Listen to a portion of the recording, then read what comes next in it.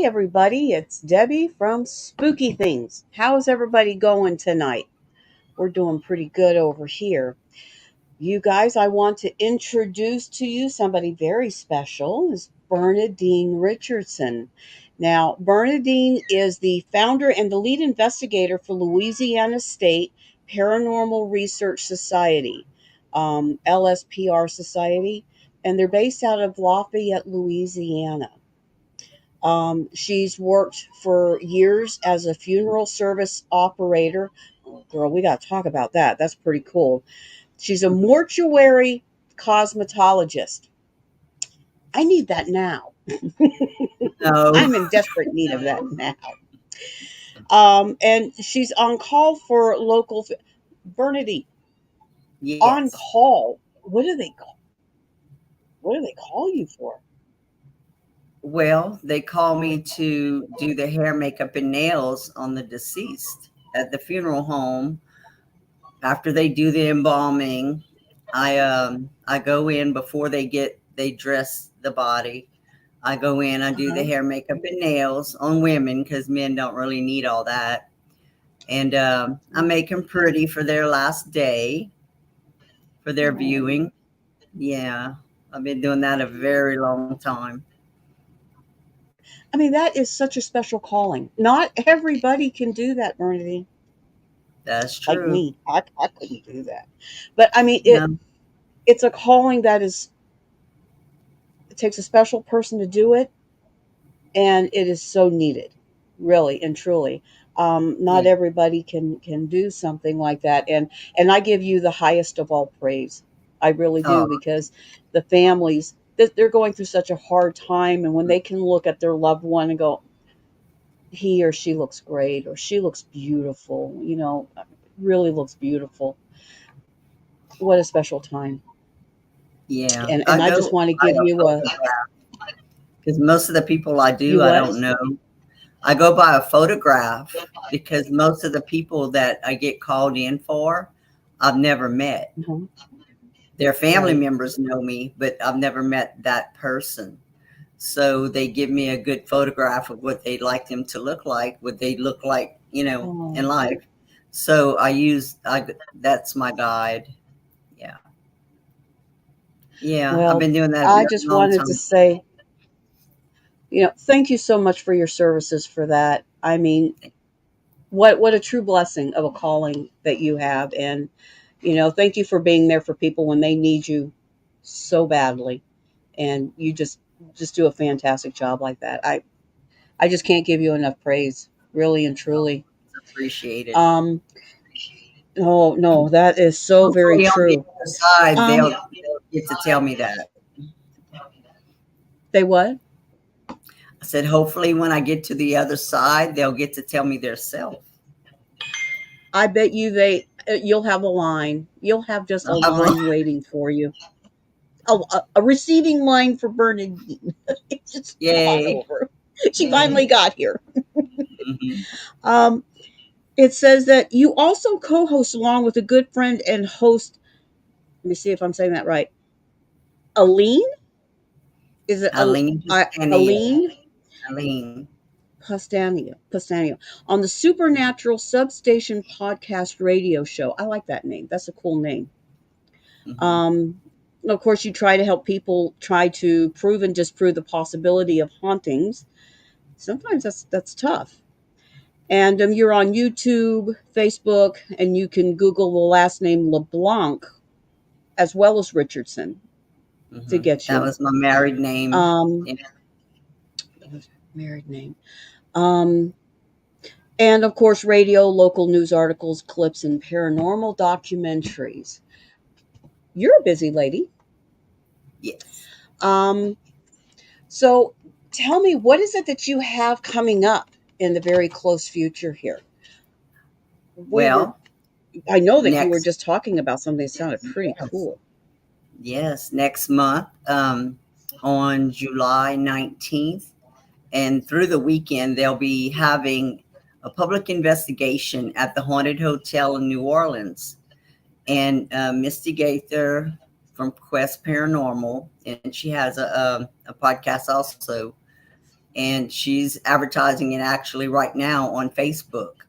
And myself, few other people, Jeremy Leonard, that you know, will all Mm-hmm. be there. And I'll be there the Friday. So we're going to host, well, Missy's going to host, and we're the guest, a lockdown investigation. And that's actually the place Cool. where the axe murderer stayed during his murder spree in New Orleans. And I think Oh, she had said that during renovations, they found the axe with the blood still on it in the wall. oh my Yeah, God. yeah. Do they believe that that was the actual axe that he used? I'm not sure, but he stayed there during the whole time. I don't know all the history of it yet, but I know that during that time, he had told I guess, the locals that if they played jazz music on a certain night, that he would spare their lives. So they had jazz music playing all over New Orleans, and he didn't murder anybody that played the jazz music. Wow, Yeah. that's Hmm. interesting. Frightening, but interesting. Yes, So you ma'am. guys are you going to film a documentary on that night, or is it I'm just a I'm not private sure. investigation? Hi, It's a public Angie. investigation, but I'm not sure if she's gonna have it filmed or not. I know she'll probably film it for her show, her Mm-hmm. her podcast. Yeah, we'll probably have it on YouTube for sure. I'm not sure if it's gonna be like a documentary or anything. Hmm. Well, it sounds fascinating. You guys are going to have a blast. Yes, and I'm Jeremy's a lot of staying at fun the at it. hotel that night. I Are will be a you? guest at the hotel. Yes, it'll be fun. Even better. Hmm. Even I love better. New Orleans. Yes. I do too. I've only been out there like a couple of times, but I really enjoyed the time that I was out there. It was a whole lot of a completely different world. I mean, it's Yes, it's a completely world in different. itself. Yes. It is. It is. Mhm. It's like they have their own little country right Yes, there, and in order for you to have a good time, you need to blend with them. They're not going to blend with you. You need to blend with them, and it's correct. just I love that. I love Mhm. that. I really do. But I mean, rich in history beyond belief. Yes. Just absolutely rich in history. The whole Um, town is so haunted, actually. it is. You know, it Mhm. kind of reminds me in its own little way, although it's much broader in Mhm. its history. But St. Augustine, Florida. Those two remind me a lot of, like, of course, New Orleans has got the jazz and all that kind of stuff. But as Right. far as the spiritual element of it, it's although New Orleans, I would think, is more of with the Creole and the Haitian that is involved in it. It does differ, but the amount of activity that goes on, St. Augustine really very closely parallels New Orleans in its own specific different way. But it reminds me somewhat because I've spent quite a deal of time in St. Augustine, and I love St. Augustine. But I can't wait to get back to New Orleans.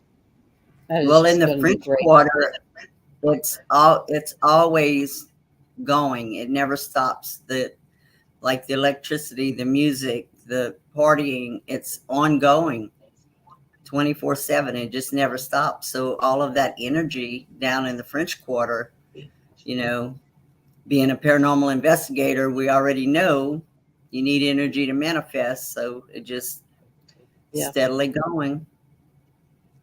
and that Yeah. could be what a big difference is. St. Augustine does have its quiet time, Mm, as more so than New Orleans. New Orleans is kicking it. They're kicking it. But St. mhm. Augustine, it also has a very quiet time, downtime, especially like in the early morning hours, going into the little bit more late morning. It's quiet. Or as New Orleans was never quiet No. when I was there. They were Mm, just never quite. it's They were live. just resting for the next hoo-ha. Yeah. It was great though. Um, so yeah, is this basically been your home for all these years? Is that basically hometown to you around there? No, I actually live near the Lafayette, Louisiana area. I live Okay, about 15 minutes from Lafayette. So New Orleans is a couple hours away from me. it is. Yeah, yeah. Yeah. It's a pretty state though. It really is. It's a pretty state. I myself Eileen love from that area. Eileen's from Eileen is there. from that area. She can tell you all of the history, the haunted Oh, history. Yeah. that's wonderful when you're able to be with somebody who has such a keen idea of what has gone on in the past, and it just brings Mhm. it more to life for you. When you're with someone Right. like that. Um, I've always liked the swampy bayou areas. I've always thought they were absolutely beautiful. Yeah. Absolutely We have beautiful. that here along with the alligators. Oh yes. Yes, ma'am. Do you guys have the crocodiles over there too, or is it just basically the alligators? I think we have both. We have a Do lot you of have both swampy over there areas. too? Yeah. Yeah, there's a lot of swampy areas over there. Because I Yeah. know here, especially South Florida, I was in South Florida for 33 years. So the Everglades, and I mean, that was all our stomping grounds. We had a blast out there. But I remember when the crocodiles first became really prominent down there, because they were never before that prominent. But now it's like, oh, you don't know what's coming out of those swamps anymore down there. True. But I still love it. I still think it's just absolutely beautiful. It's one of my favorite places to go to. Yeah, we So actually have a show out here called Swamp People. I've seen it. You seen it? Hmm. Yeah. I'm Yeah, I actually think it's good pretty friends with interesting. the guy they call Big T. Yeah. He we were friends long before he was on the show. But he asked me, "Well, why don't you watch my show?" I said, "Well, I don't like to watch people killing animals." I said, "Why don't you watch my shows?" He said, "Because I don't do ghosts." I said, "Well, we got something in common." There you go. Yeah, yeah. But we're still friends, Oh, longtime friends. Yeah. I agree with you. Yeah, that gator hunting stuff. I can't see it. It just Yeah. hurts me right down to my core. I Hmm. can't do it. I can't watch any animal get harmed or injured, or Me I either. just I bug out on it. Yeah. So, um, well, I am just absolutely fascinated. As I was telling Stan, you and I have been on Facebook for Mhm. quite a while together, and we've never really had a chance to really sit down and talk and get to know each other or anything. And I thought, wow, you know what? This is a great time. I could just finally get a chance to talk to Bernadine, just because I've always been fascinated. And I actually got you through a friend of I both in common, Nina. She's Nina from Neal. Pensacola, Nina Yes. Neal, and Yeah. she's struggling right now. But Oh. Nina's a dear, dear, dear, dear friend of mine. She is Mhm. just she's so sweet, She's and friends with I Eileen. worry about. She's friends with Allison. Eileen. Uh-huh. Oh, Eileen. Yeah, Eileen. That's right. Eileen. Um, I didn't know that. I didn't know Yep. that. hmm I'm gonna She's have to something get else. you on our show. That way you can meet Eileen. I would love that. I would love Yeah, that that very much. would be Thank you very awesome. much. Yes, I accept. I would I, love I was that. telling I was Um, telling Stan that Eileen and I actually spoke at a convention, Pensacola Paracon, years ago. Me and Eileen's been working together since 2008. So we've Okay. spoke at quite a few conventions, but I remember going to Pensacola Paracon years ago. So we were on your end. Yeah, that's a big Paracon. It has gotten so much bigger. Oh my gosh, it's like huge right now. I actually live in Mariana, which is like I live like right underneath where Stan and Teresa are in Alabama on the Florida side of it. So it only takes me maybe 30 minutes and I'm up with where Stan and Teresa are. So I'm like, we're just like right there. Pensacola is about 2.5 hours to the east of me. And I got Tallahassee about an hour to my, no, Pensacola's in about 2.5 hours to the west of me. I'm sorry. Tallahassee's about an hour to the east of me. So I'm like in this little four corner spot right there, nestled right in between Panama City, Dothan, Pensacola, and Tallahassee. So I can get anywhere. Yeah, I've I'm been to mobile. And, Floribama before. I went to the okay, beach that was one in time, Panama and City. I was at Floribama. Yeah. Yeah, those are a blast. I Hmm. used to ride my motorcycle down to Dothan to the Thunder Beach bike rallies, Oh, but wow. Hmm. uh, yeah, me and my motorcycle are getting to be a little bit old, and Oh. I just couldn't take anymore going down there. It's like every time I went, there was terrible accidents that were happening. People Hmm. drinking a little bit too much, or and I shouldn't even say that because a lot of these accidents are happening, and it has nothing to do with the cognitive of the person riding the motorcycle. It's the person driving the car that isn't watching out for them, and Hmm. it's just it got to a point where I said, "Woo, I don't know, it's getting to be too much with that traffic down there." So I don't really like riding my Harley in like really populated areas. I like going down here to the back roads and riding along the back roads back here. It's so beautiful. I And just, bet. cruising along, and that to me is like a wonderful thing. I really enjoy doing that, but not to Panama anymore. They're crazy Yeah. down there. So, but so you guys travel a lot with your group? Not too far since COVID.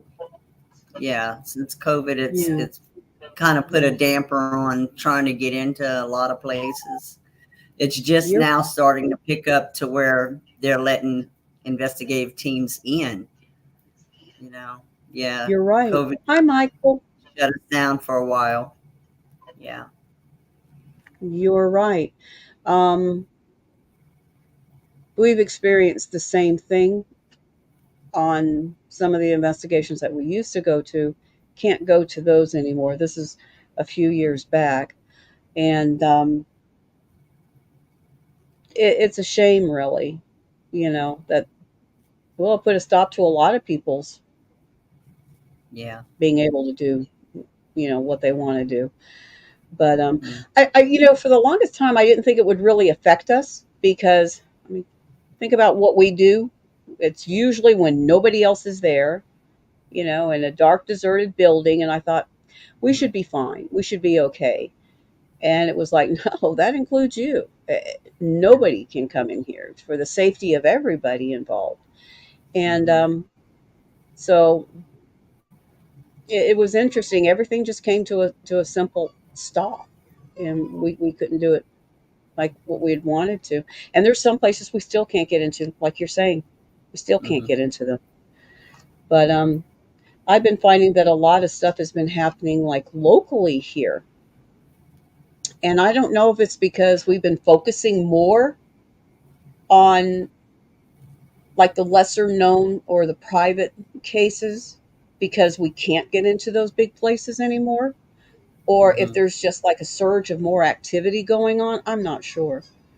But I'm finding that there's a lot, people are more receptive to hearing, you know, would you like us to come out and see what's, yes, definitely. Whereas before they were a little bit skeptical. It's like, well, I don't know. I'm not really sure. But we're finding a lot more people are a lot more accepting of it. I don't know if you Yeah. guys have, Well, you guys have. we tried to focus more on private cases that need help, that are having Mm-hmm. problems, especially if they have children. We try to focus Yes. more on those because if we don't, we'll be getting overloaded with cases that we can't help. Well, we can't fill because if some people, they hear a knock on the floor, a creak in the room, they automatically want us to go in and do an investigation. And, some things can be talked through over the phone, you know, Right. it may not be anything really bad. And I try to explain to people that spirits are everywhere. Mm-hmm. It doesn't mean your house is haunted. Spirit may be passing through. You Exactly. just heard them, you just seen them. They spoke to you, that one time. Doesn't mean you have a haunting that needs serious, things for us to go in and figure out. So that's Exactly. taking a lot of time away from people that actually need help. So we try to focus on those because I've had cases where the whole family's sleeping in the living room, everybody, Mm-hmm. because they're afraid to go into the other parts of the house because it's that bad, the activity. So people like that, we have to go in and help. And we do our best, Absolutely. there's only so much we can do. We can give them the proof. If they have, if the spirits want to communicate with us, we can get some kind of, answers for them. Doesn't mean we can make the spirits go away. That's not what we do. We give them proof of what they already have or disprove what they don't have. And they may have something. Sometimes the spirits just don't want to communicate with us because we're strangers. Right. So I always have, at least one of the owners or people that live there be there in the investigation. We never just take over somebody's house and get them to leave and us do the investigation because I find that if somebody that lives there is there helping us to ask the questions to the spirits, they're more willing to communicate with us. Right. Yeah, Yeah, I agree with you. By asking the owners or the people that live there to leave, you're losing a huge resource right. on getting more cooperation with what you're trying to deal with. No, I completely agree with you. Um, Mhm. and I very much so encourage the people that do live there to be very much a part of what we're doing, because I want for them to be able to, when we leave, to not think, oh, they're gone. What are we going to do? Mm-mm. Mhm. I want them to learn, if something like this or this should happen, try this. This Learn works. how As to you deal can see, this does tend to work. And, learn how to take control of your house and of your situation on your own and learn from it. And, it's hard for them to understand. It's stronger coming from you because you have the conviction behind what you need to have done. We don't live there. You with. do. Right. You're the one that runs the house. You Mhm. you have to learn how to do this to handle it. And we've gotten a really receptive, um, people have been very receptive with that. They like the idea that they're being taught, that they don't feel helpless. They feel like they Right. can gain And control back. sometimes just talking And to us helps them feel more comfortable when sure we leave. does. Yeah. It sure does. It does. And especially the kids, when you're talking to the kids and they're just terrified. Mhm. And that to me is so sad. When a child is uncomfortable in their own home, that Mhm. just that just breaks my heart. It Right. just really bothers me. And They're so sweet when you talk to them, and then they feel like they're become empowered, and Mhm. you can see their little bodies be like, oh, I can do that. Absolutely, you can do it. I know you can do it. And Mhm. It's it's always just different. Like, we don't do investigations with the children in the home, but we do talk to the children. And whenever I present exactly. the evidence, when I go for the evidence review later, if a child is in the home, because sometimes they have to be, when I present the EVPs or video, I Hmm. always have the client wear headphones to listen to them. I don't let the children hear the evidence because I feel that if they can watch horror movies all day long and not be afraid because they know it's a movie. But if Exactly. they actually see evidence, hear evidence, that may, bring up different feelings inside of them, even if it's nothing really bad to us. They're realizing it's real. So that may do a Exactly. little bit of damage that I don't want to be a part of, you know, happening to that child. So I don't present evidence in front of a child ever. We Yeah. do the same thing. We're That's very, very cautious. We do the same thing. Um, and like you say, it's like for a child to be right there to hear what's been caught in their home, mm, you just brought that into their sacred space. And right. now all of a sudden that security has just been blown. And Hmm. even if, we can say, oh, it's that it doesn't make any difference to that child. That is Right. scary. And That's scary. and Hmm. I gotta agree. It is. So yeah, we don't do that either. We agree with you completely in that. We're very, very, very cautious. We tread very lightly when it comes to children. Yeah. Very And you lightly. have to respect the And I think spirits that's also, because some teams go in and do provoking and stuff, and we don't do that. oh, don't we Yeah. know that? Hmm. We know that Yeah. very well. Yes, ma'am. Uh, I've had many a parent call me up and start going, "This is going on and this is going on," and I kind of listening to it, and I told my audience before, and one of the first things out of my mouth is, "Do you have teenagers? Are Yeah. they female? Hmm. Are they I going think I through know your puberty problem." yet? Yeah. Yeah, A it's house just full of like, teenagers in puberty, yeah, oh, that can cause some oh, damage. what a beacon, Mhm. and they don't help it either. No. Oh my goodness, that's funny.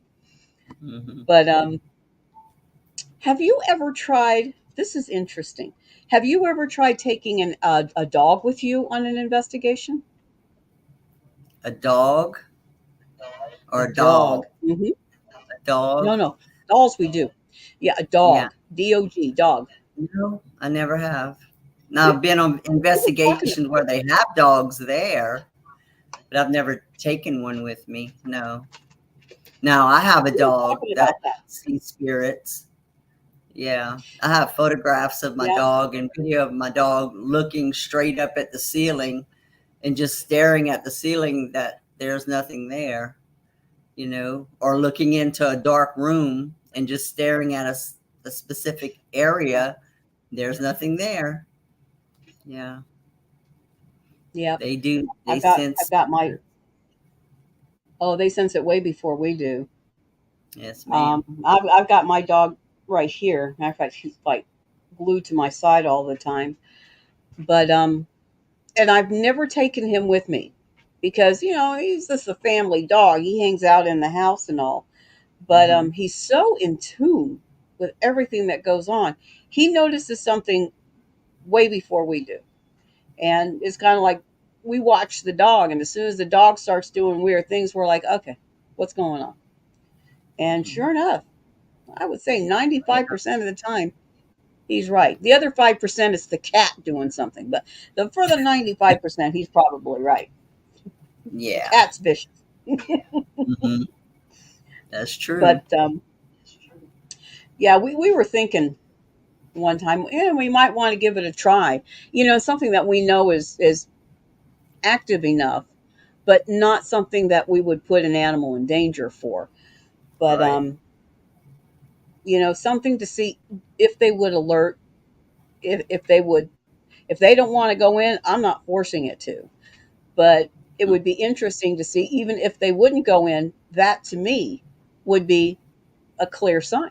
I mean, it's like, well, you don't have to force him to go into it. He just answered the question. So, Mhm.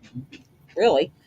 But some dogs will go in there and just brave as they can be. And Yeah. I've never really experienced it.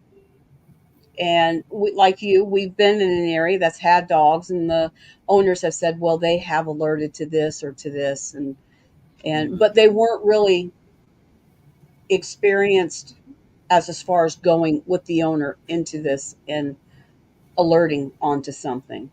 And I've always Mhm. found that to be really interesting. So, Yeah, I think they could pick up on spirit animals also. oh yeah, oh, without a doubt, without a doubt. We we had horses on the property, and I lost three, two horses on this property right here, and it still fascinates me because around 12 or 1 o'clock in the morning, I still hear the hoof prints running in the backyard. I can Oh, hear them wow. galloping through the backyard. Yeah, and this was a horse that was my treasure. There's once in a lifetime horse. His name was Jack, and it still just kills me to even think about him. But Mhm.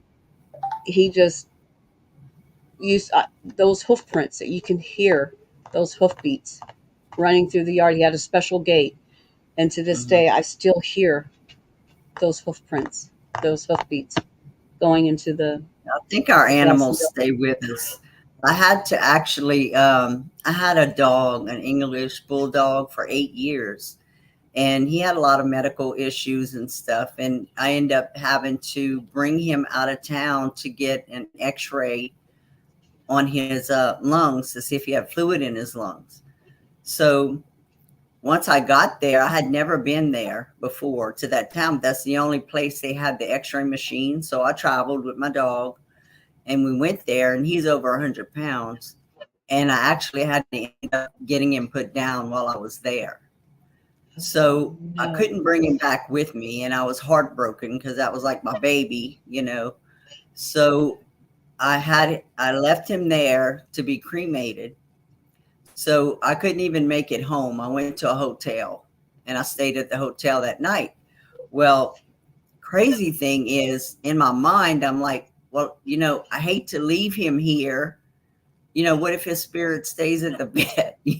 I'm thinking all kind of crazy stuff. How's he going to make it home? And being an investigator, I should know all them answers already, but I was grief stricken at the time. So I'm at the hotel Absolutely. and I fell asleep. Well, my dog was next to my bed that night at the hotel in a town we've never been in because my dog, well, if you know what English bulldogs are, they're heavy in the Mhm. front and their back end is lighter. So his ritual to get in the bed was to put his paws up on my bed and I'd have to get out of the bed, pick his back end up and push him in the bed. That was our ritual every night. So he'd whine at my bedside, and he actually did that night. So I woke up to him whining next to my bed, forgot where I was until I realized, he had passed away that day before. So he was actually still at my bedside. So that let me know, that they do travel with you wherever you are. Yeah, he's with you. Wherever Hmm. you are, it's where That's he where he, is. yeah, Yeah. yes, Yeah, ma'am. we've experienced that same thing. And I remember reading people don't deserve dogs, because they're just so amazing. They are just so amazing. And you know, like this guy right here is, how old are you? 5 or 6, something like that. He's like 5 or 6 years old. Mm-hmm. And but he's like part of me. He's like such a Sure. huge part of me. Mm-hmm. And I just can't believe that when they're gone, they're gone. My horses aren't gone. I hear them all the time. That's And, true. you know, I don't know. Whatever you love comes back to you. I'm a very firm believer in that. If you love it, it will come back to you. It will. So, but yeah, my dog is like years, 85 pounds worth of dog. Mm-hmm. And I know what you mean about having to get off the bed and lift him up. Oh yeah. Yeah, there's some nights I'm like, lay on your lay on your mattress. I am Yeah. not getting up out of this bed now. Haul you up here. It isn't going to Mm-hmm. happen. Well, the dog I So, have now has a weird story with her. She's 14 right now. Well, I have a sister that moved down here I hadn't seen in many, many years, like 20 something, almost 30 years, and we tried to find each other. Well, when we did, she ended up moving down here and she was disabled. Well, the dog was 2 years old when she came here, and I took care of her and the dog for a couple of years, and then she passed away. Well, my dog was sitting next to her recliner when she passed away. The dog I have now was hers. So I kept the dog, but the dog was actually the only one with her when she passed. And she came to my cousin, which is a medium, and told my cousin, my sister did, told my cousin she didn't realize she had died. And she said that she tried to pet the dog, which is named Baby Girl. She tried to pet the dog, but her hand kept going through the dog. She tried to talk to me and my then husband because we the one that had found her, and we wouldn't answer her. So my cousin told her that's because you died, and she had a funny way with her. She was rough and tough person. So she's like, I didn't die. He's like, yes, you did. Because you have your ferret Romeo around your neck, and the ferret died before she did. And then she had a baby that died at 2 years old, and the baby was with her. So then she realized, well, yes, I am gone. I guess she didn't realize it for whatever reason. So then, he told her, you need to go to the light. You need to cross over. It will be okay. But yeah, so sometimes I think my dog does sense her around. Yeah. now, in your family has a lot of mediums? Yes. We have a lot of people that can see spirits. I have a grandmother that was a medium. She was my step grandmother, but married into the same family as my grandmother. So you could say she was my step grandmother because she was married to my grandfather, but still in the same family as my original grandmother. So it's weird.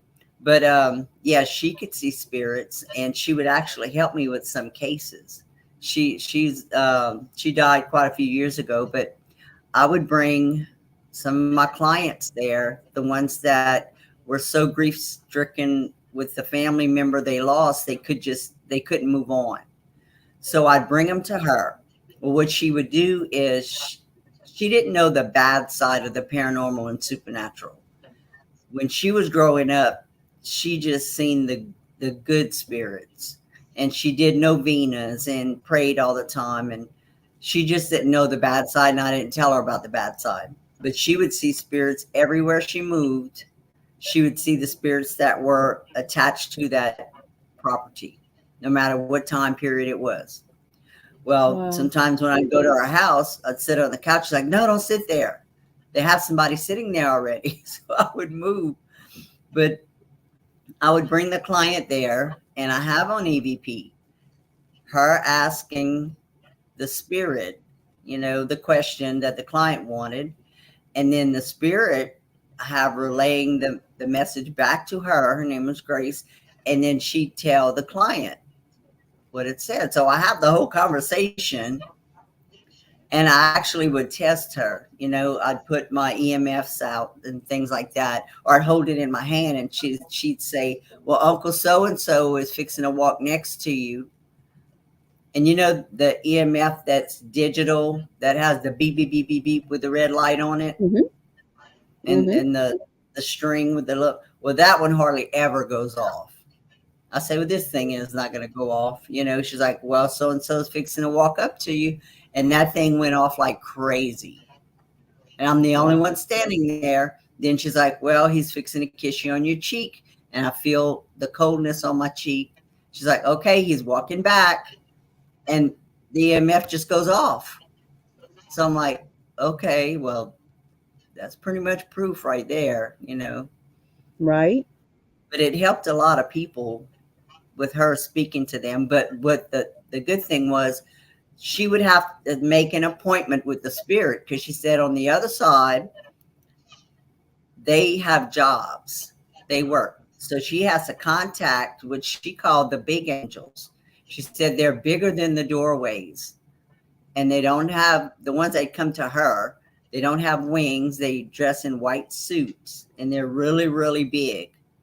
And I've heard this from many mediums, but she didn't watch things on TV like paranormal stuff. So whatever she knew was just from her, you know, Right. her experiences. So she'd contact the big angels, give them the name of the person that she wanted to talk to. They would give her a date and time, and we'd be there for that date and time. Well, she knew when they were coming through, because she'd hear glass breaking, like shattering. We didn't hear it, but she would hear it, and she said, they're here. So I would pick it up on my meters and things, all of our gadgets. But yeah, that was That's a good fascinating. experience to have. But it would help people. Absolutely. Yeah. Mm. Do you think that in your particular family that you have generational gifts passed down from mother to daughter to granddaughter to, or you think it was just sporadic, few Yeah, people I in think your it was family? I have cousins, and you know, people that have abilities, but they're different types of abilities. Now, growing up, I was in I was not into my family on the Italian side was into doing rituals and spells, and the voodoo and seances and all of the bad things you're not supposed to. So I really didn't have a choice, and most kids do not have choices. If you do those things around them, the family does that around them. They can't just say stop it, or I want to move. Yeah, They're stuck that's there, and true. that's how I was stuck there. And so I had to see a lot of things that I didn't understand. And I'm almost 62. So back in them days, we didn't have internet. All we had was the library and the people we knew, Yeah. that experiences. So that's the only way we could learn. So getting older, I started reading up on the paranormal and the supernatural things. That was my interest, to try to get answers to what I had to witness as a child. And that's what brought me to where I am today. So me and Eileen, we both went through a lot of things as kids. So we try to teach people, especially teenagers today. the dangers of what can happen if you experiment in these, especially blood Mhm. rituals, things like that. Yeah, Yeah. very much so. Yep. Yeah, I remember growing up. We didn't, although it does run in my family for sure. Um, but it was very subdued. It wasn't talked about, Mm-hmm. and It's if taboo you back were then. to express, hmm, Some people, it was taboo. It was taboo to talk exactly, about. exactly, and so a lot of the things that I was experiencing, I couldn't go up to my mom or my dad and say. My dad was more receptive, but my mom was very reserved. And so, I mean, I couldn't go up to really either one of them and say, hey, I'm experiencing whatever. What they would just say, then just stop doing that. Don't do it. But, being young, it was like, well, no, I kind of don't want to do that because there's definitely something going on here. And I knew that there was something different. I knew that what I could see, other people weren't paying attention to it. And, but I could. And I was like, well, Mhm. how come I can see this, but you can't see it? I could not understand why. So I was really confused when I was really young. And I really didn't have that much of a guidance. But what I did have was very, very, very strong spirit guides. And I call them my peeps. There's three of them. And one is very outspoken and one is very, very quiet. And the other one is kind of like pretty much of an in between. She just, I guess she just averages out. But I've had all three of them for as long as I can remember, ever since I was a little girl. And they would be the ones going, ignore that. Just don't give it any mind. It can't hurt you. It can't even talk to you. Just ignore it. They're there. They're there like a lamppost. But just They're ignore your it. protection. And hmm, They're your protection. absolutely, very, very much so. They're very protective. And but as I started to get older, I began to want to venture out a little bit more. And you know, they were actually pretty hesitant about it. They were like, "Oh, you got to be careful, this, that." But I got a lot of guidance from them, and it really took me until probably I was really in my 30s before I really started to realize, hey, you know, I can do this, and it's not something I should be ashamed of. It's very. So I naturally gravitated toward having friends that understood this, and I had a really good friend down in Miami, and she was very quiet about it, but she was very knowledgeable about it. And I began to realize more and more and more it's okay. It's okay to be this way. So basically, everything that I've managed to bring into my world is stuff that I had to learn basically through the teaching of my peeps as I went along. And I would experience something and I would be taught by them Mm-hmm. or just trial and error on my own. But I've always envied the people that have this generational gift and they could, like you, go back and talk to a family member and get the help from it.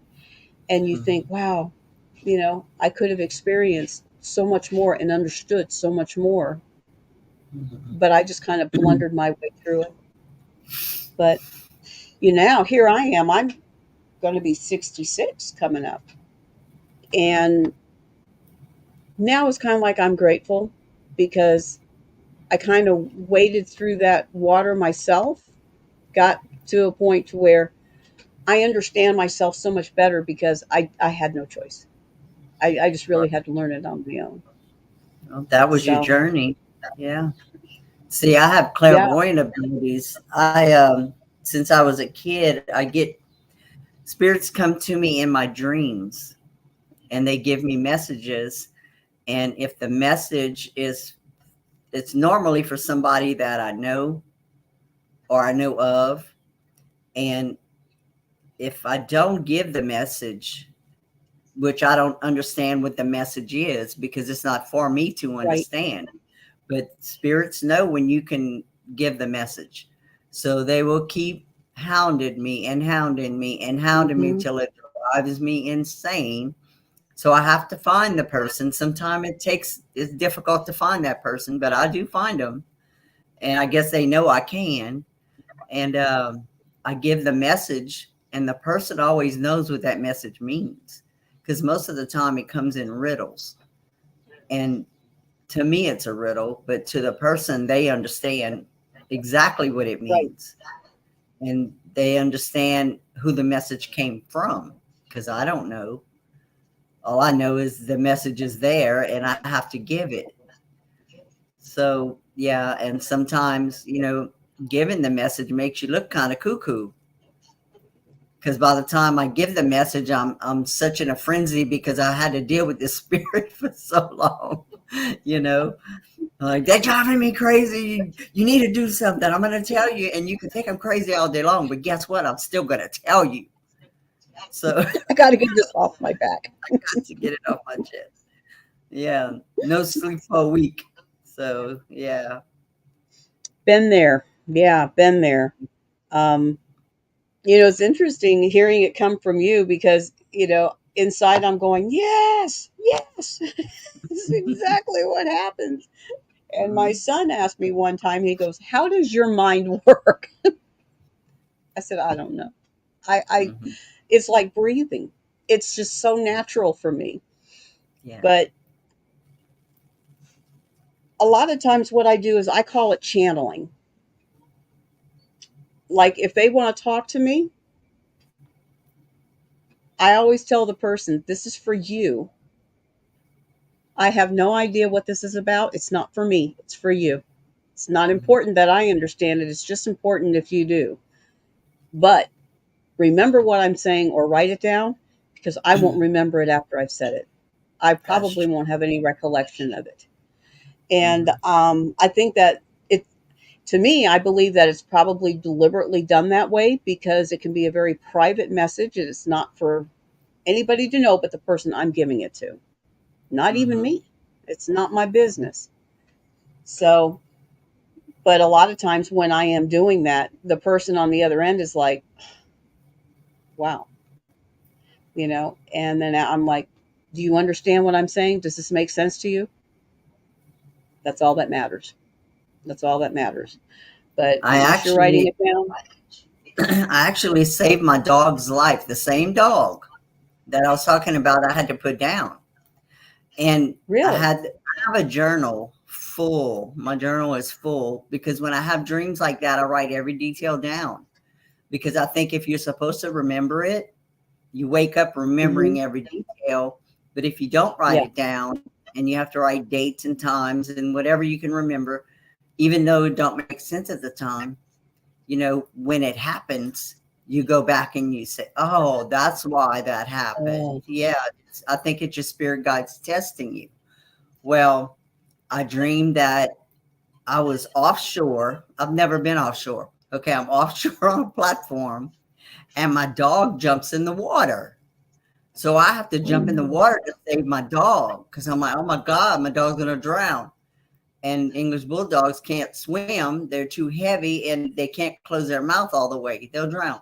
So I'm panicking trying to save my dog. So I wrote all the details down that I could remember. And my ex-husband now was my husband then. He was there and his family and stuff. So I'm like, what the heck? So I wrote everything down.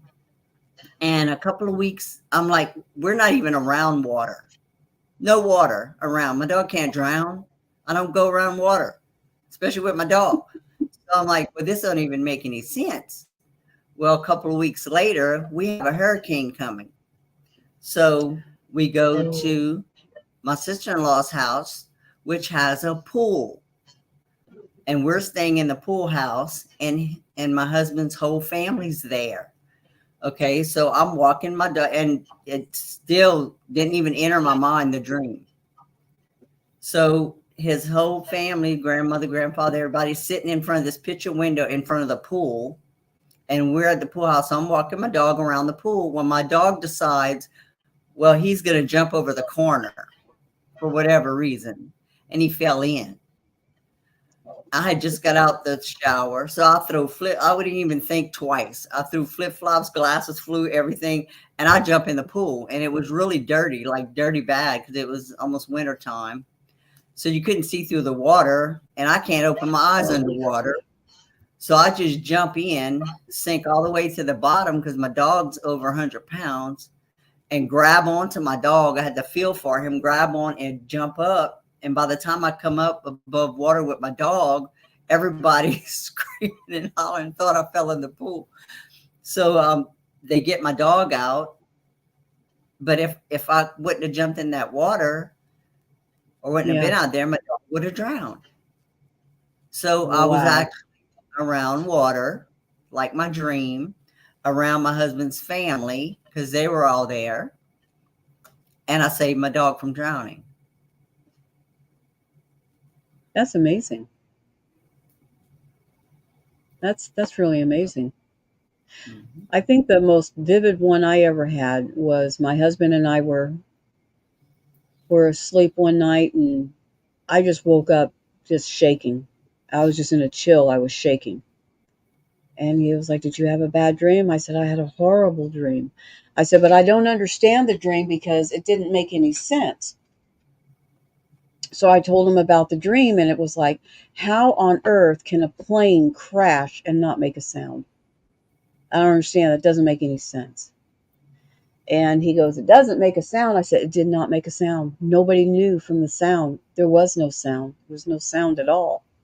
3 days later came the wreck of the Everglades where the plane went down, and they said it didn't make a sound. Nobody had even known that it had crashed because the boggy water, it was so deep. The mud was so deep. When the plane hit, it just sank into the mud. But there was really very little sound to it at all. My husband looked at me and he goes, "You scare me sometimes." I said, "I scare myself sometimes." But I Yeah. mean, for 3 days, I went around thinking, this is, but my problem is that I can't put two and two together a lot. It doesn't, I can't make it fit. Well, I think if And, you could, you'd be able to prevent it. And if it's not supposed to be prevented, well, that's true. that's why that happens. Because once it happens, then I you never figure it thought out. about that. Yeah. I never thought of that way. Yeah. But I mean, when it does happen, I'm like, oh, Hmm. there it is. Yeah. There it is. Um, One of the worst dreams that I had that I didn't realize up until like this past year or a couple years ago was that I had a dream that the cities were empty and I could not figure it out. And I'm like, I go to this place all the time. Where's all the cars? I can't understand why. Where's all the cars? And it was right before COVID had hit. And I was telling one of my sons, I said, it just doesn't make any sense to me. Why would all these places that, like, for instance, one was like the big city public library. I could not understand why nobody was at, somebody's always there. The schools are there. I mean, it was packed all the time. But yet there was no cars out in the parking lot. I was dumbfounded. I was like, what is going on? Of course, afterwards, yeah, I kind of forgot about it. But then afterwards, I look back on it, and my friend from Miami told me, she goes, "You predicted COVID a long time ago." And I'm like, wow, you're right.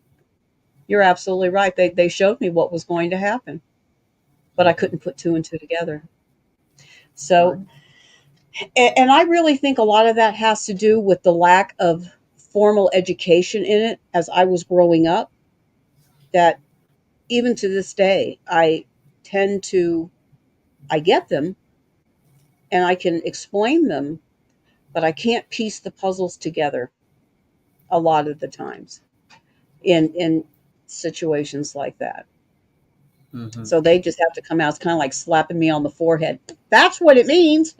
Yeah. Oh, okay, I get it. So it's Mhm. like, thank goodness I've got my peeps for me because they're always Mhm. there going, this is what it is. Yeah. Thank you. But I don't know what I'd do without them. Um, Bernadine, it has been just absolutely wonderful talking to you. Thank you so much for coming on the show. Yeah, this has just Thanks been for having delightful. me. I really enjoyed talking. Oh, though, thank you for coming. Um, Everybody out there, remember that you can follow Bernadine on her.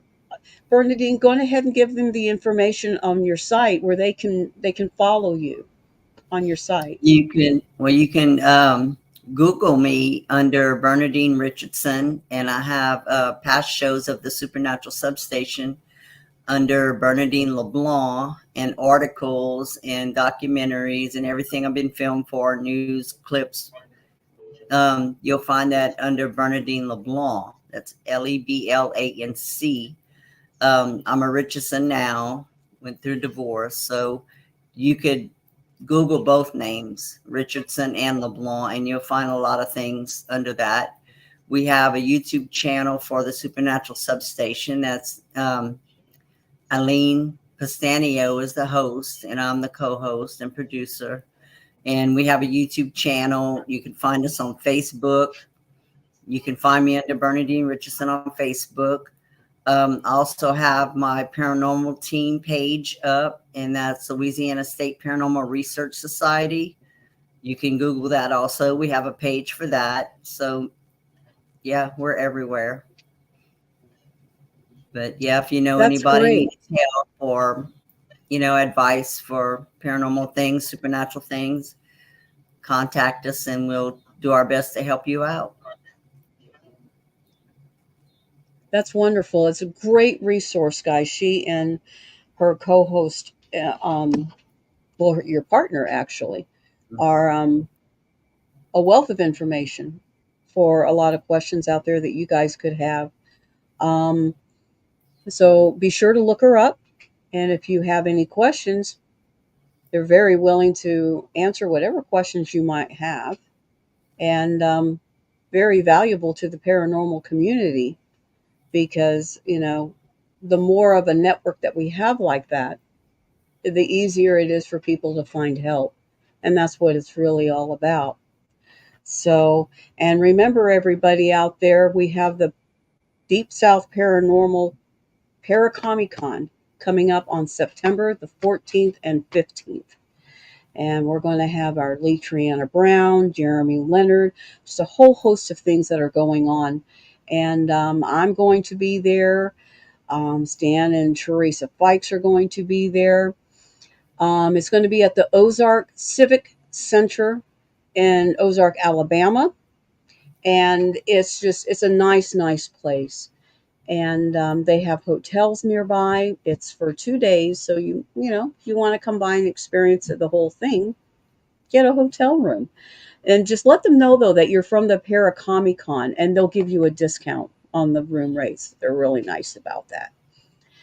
Um, but there's going to be food vendors there, really good food vendors, and anything from the comics to the horror. We're going to have a haunted house there. So there's a lot of things that are going to be going on. There's going to be seminars. Um, I'm going to be doing a seminar on cryptozoology there. So everybody come out and take a look and see what's going on. And I'd love to see you guys there. And Bernadine, one day you got to come and check that out too. I'd really love to see you Yes, there. ma'am. That would be So, awesome.